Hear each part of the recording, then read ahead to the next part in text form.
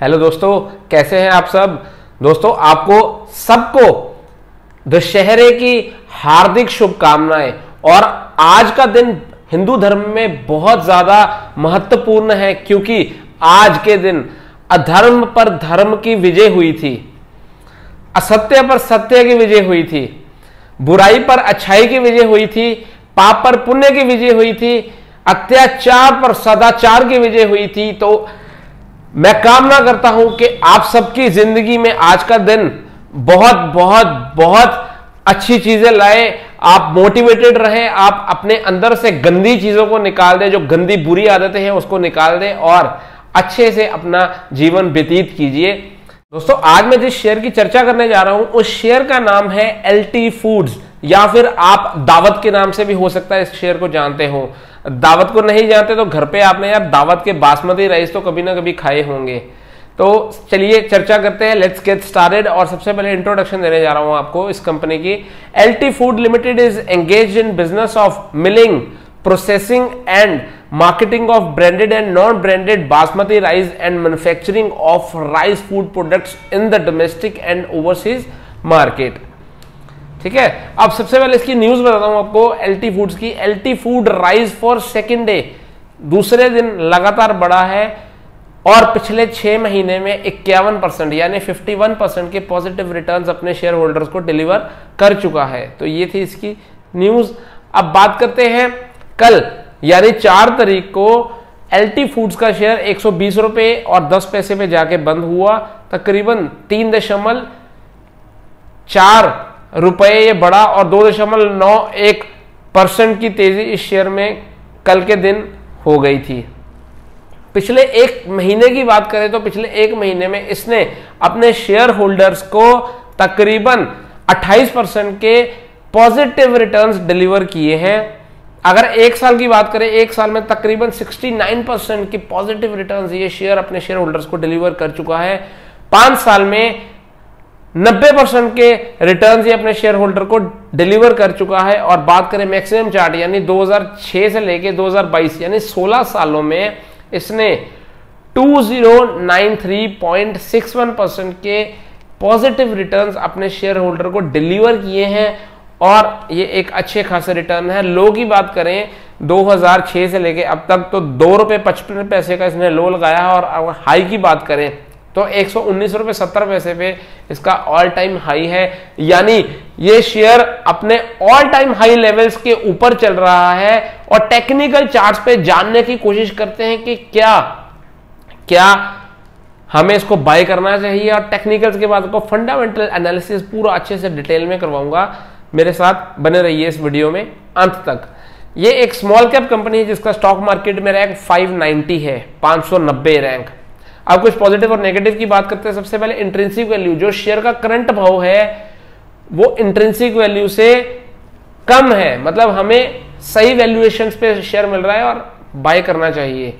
ROE versus FD rate, stock ने बीते सालों में एफडी से बेटर रिटर्न्स डिलीवर किए हैं, ये भी एक पॉजिटिव पॉइंट है। Dividend return, stock attractive dividend नहीं देता तो ये एक नेगेटिव पॉइंट है। एंट्री पॉइंट, ये बिल्कुल सही समय है शेयर में एंटर करने का, क्योंकि स्टॉक ओवरबॉट जोन में नहीं है टेक्निकल चार्ट्स के ऊपर। No red flag, stock ASM या जीएसएम की लिस्ट में नहीं है और प्रमोटर की ज्यादा होल्डिंग इसमें प्लेज नहीं है, तो ये भी एक पॉजिटिव पॉइंट है। आउट ऑफ 5 एक पॉइंट जो है वो नेगेटिव है, बाकी सारे 4 के 4 पॉजिटिव पॉइंट्स हैं। अभी डिविडेंड की बात करें, इस शेयर ने फेब में 10 फेब 2022 को इंटरिम डिविडेंड दिया था, कितने का, 50 पैसे प्रति शेयर का। अभी फाइनेंशियल ट्रेंड की बात करें 2019 से लेकर 2022 तक आप देखेंगे कंपनी का रेवेन्यू धीरे धीरे बढ़ता जा रहा है। और अगर प्रॉफिट की बात करें तो प्रॉफिट भी जो 19 में था उससे बढ़ गया 20 में, और 20 से बढ़ गया 21 में, 21 से बढ़ गया 22 में। तो फाइनेंशियल ट्रेंड में मुझे ये शेयर अच्छा लग रहा है अभी तक।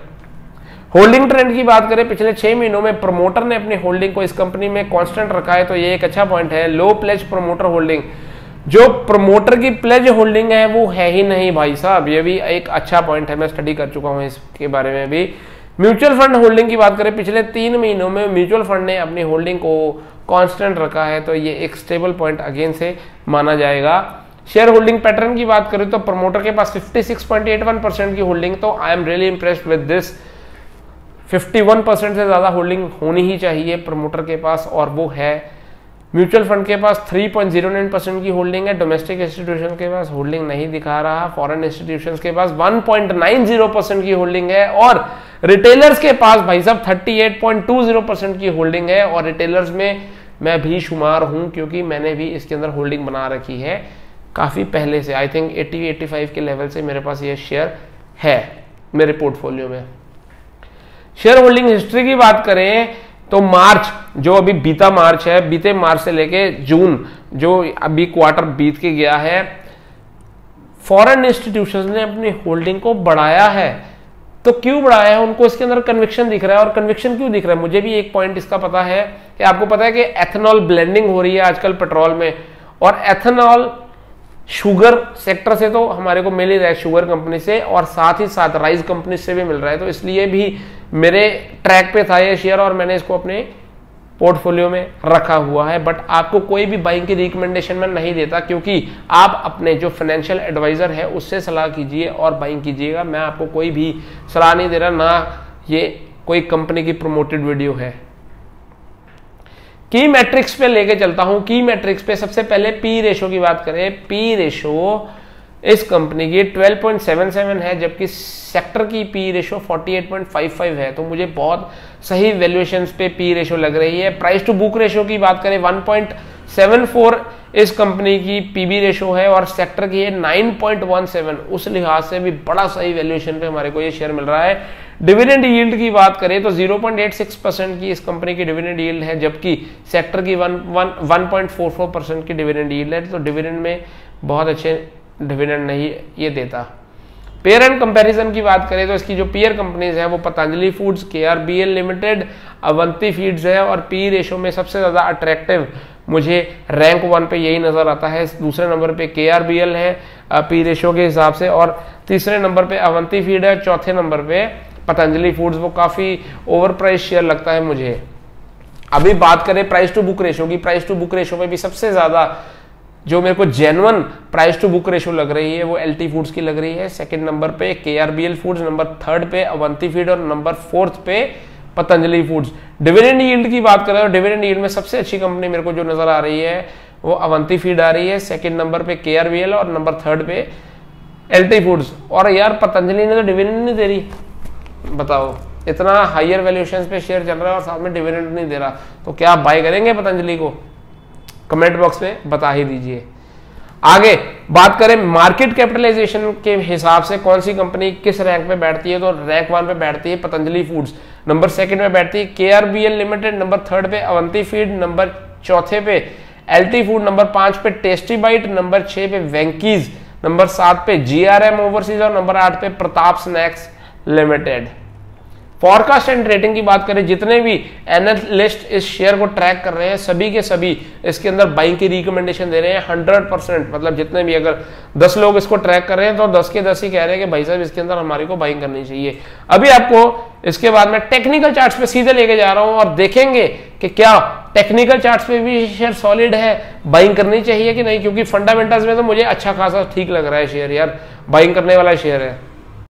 दोस्तों ये आपके लिए एक चार्ट लेके आया हूं, वीडियो को पॉज कीजिए और सोचिए कौन सा चार्ट पैटर्न है, ताकि आपकी रिवीजन होती रहे। मैं साथ साथ में आपको रिवीजन करवाते रहता हूं। आप प्लीज सोचिए कौन सा चार्ट पैटर्न है ये। दोस्तों चार्ट पैटर्न है असेंडिंग ट्रायंगल। असेंडिंग ट्रायंगल का ब्रेकआउट हो गया शेयर में।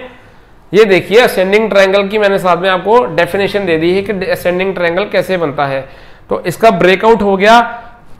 अगर दूसरे लिहाज से देखें तो ये चार्ट देखिए, ये भी सोचिए कौन सा चार्ट है। दोस्तों ये चार्ट है, चाहे इसको रेक्टेंगुलर चैनल का ब्रेकआउट बोल दीजिए, चाहे आप इसको इनवर्स हेड एंड शोल्डर का ब्रेकआउट बोल दीजिए, सभी चार्ट यही चीख के कह रहे हैं कि भाई साहब ब्रेकआउट हो चुका है। और ब्रेकआउट के जो लेवल्स थे वो 99 रुपीज के लेवल्स थे। अभी इसके अंदर जो स्टॉप लॉस रहेगा वो आपका रहेगा 95 रुपीज का, नोट कर लीजिए। और जो टारगेट वो रहेगा 135 रुपए का। कौन से पैटर्न के ब्रेकआउट के ऊपर? असेंडिंग ट्रायंगल के ऊपर, इनवर्स हेड एंड शोल्डर के ऊपर और रेक्टेंगुलर चैनल के ब्रेकआउट के ऊपर। जो टारगेट्स निकल के आ रहे हैं वो 135 रुपए के निकल के आ रहे हैं। करंट भाव 120 रुपए है, तकरीबन 12 से 13% की अपसाइड अभी भी स्टिल इंटैक्ट है इस शेयर के अंदर। तो मुझे शेयर वाकई पॉजिटिव लग रहा है, वाकई पॉजिटिव लग रहा है। और अगर उसकी बात करें मूविंग एवरेजेस की, तो ये देखिए नीचे फिर से दे रहा हूं आपको, 50 डे मूविंग एवरेज ने क्रॉस किया है 200 डे की मूविंग एवरेज को। कब? तकरीबन उसको हो गया 2020 में किया था। और इस जो ये पैटर्न फॉर्म हो रहा है, मतलब जो ये क्रॉसओवर हुआ है, इसको हम कहते हैं गोल्डन क्रॉसओवर, जो कि बुलिश रहता है किसी भी शेयर के लिए। मुझे शेयर ये इस लिहाज से भी बुलिश लग रहा है। अगर मूविंग एवरेजेस की बात करें, बाकी 50 डे, 100 डे, 150 डे, 200 डे, सारी मूविंग एवरेजेस के ऊपर शेयर चल रहा है, जो कि चीख चीख के दर्शा रहा है कि भाई साहब इसमें तेजी अभी भी बन सकती है। तो आप क्या कीजिएगा, अगर आपने बाय नहीं किया तो आप इसको स्टेगर्ड वे में बाय कर सकते हैं, धीरे धीरे करके बाय कर लीजिए। अगर वन शॉट पैसे आप नहीं करना चाहते, आपको लगता है कि अगर मैं एक साथ लगाऊंगा मार्केट गिरेगी, तो उससे बढ़िया है कि आप इसके अंदर धीरे धीरे बाइंग करें, डेस्क पे बाइंग करें, और 135 के टारगेट के लिए आप इसको बाय कर सकते हैं। जब 135 क्रॉस कर जाएगा, फिर एक और वीडियो बनाऊंगा और आपको फर्दर टारगेट्स बताऊंगा, इसके आगे आने वाले दिनों में फर्दर टारगेट्स क्या रह सकते हैं। टेक्निकल इंडिकेटर्स की बात करें तो इंडिकेटर्स में सबसे पहले एमएसीडी में हिस्टोग्राम पॉजिटिव बन रहे हैं, कभी बढ़ जाते हैं कभी घट जाते हैं, बट हिस्टोग्राम काफी दिनों से पॉजिटिव बन रहे हैं, ये पॉजिटिव है। आरएसआई की बात करें, आरएसआई 70 पे है, तो कुछ लोग तो 70 को ओवरबॉट जोन मान लेते हैं, कुछ लोग 80 को मानते हैं। मैं 80 को ओवरबॉट जोन मानता हूं। मेरे हिसाब से अभी शेयर बुलिश ट्रेंड में है। वॉल्यूम की बात करें तो कल यानी 4 तारीख को वॉल्यूम शेयर में काफी अच्छी थी। डीएमआई की बात करें, डीएमआई में जो ब्लू लाइन है वो एडीएक्स की लाइन है, यानी स्ट्रेंथ की लाइन है, और स्ट्रेंथ है 27.5 विद बायर्स की लाइन कौन सी है? ग्रीन लाइन बायर की है, येलो लाइन सेलर की है। सेलर धीरे धीरे नीचे जाते जा रहे हैं, बायर्स धीरे धीरे बढ़ते जा रहे हैं, और उसके साथ क्या आ रही है? स्ट्रेंथ बहुत जरूरी है किसी भी शेयर को चलाने के लिए, तो उस लिहाज से भी ये पॉजिटिव है। अगर आपको वीडियो अच्छी लगे तो मेरे चैनल को सब्सक्राइब कर दीजिए, नोटिफिकेशन बेल आइकन को प्रेस कर दीजिए, ताकि मेरी लेटेस्ट वीडियोस आप तक आपकी सहायता करने के लिए सबसे पहले पहुंचे। और कृपया करके वीडियो को शेयर जरूर कर दीजिएगा, और मेरा प्रोत्साहन बढ़ाने के लिए वीडियो को लाइक कर दीजिएगा। थैंक यू दोस्तों, लव यू, बाय बाय।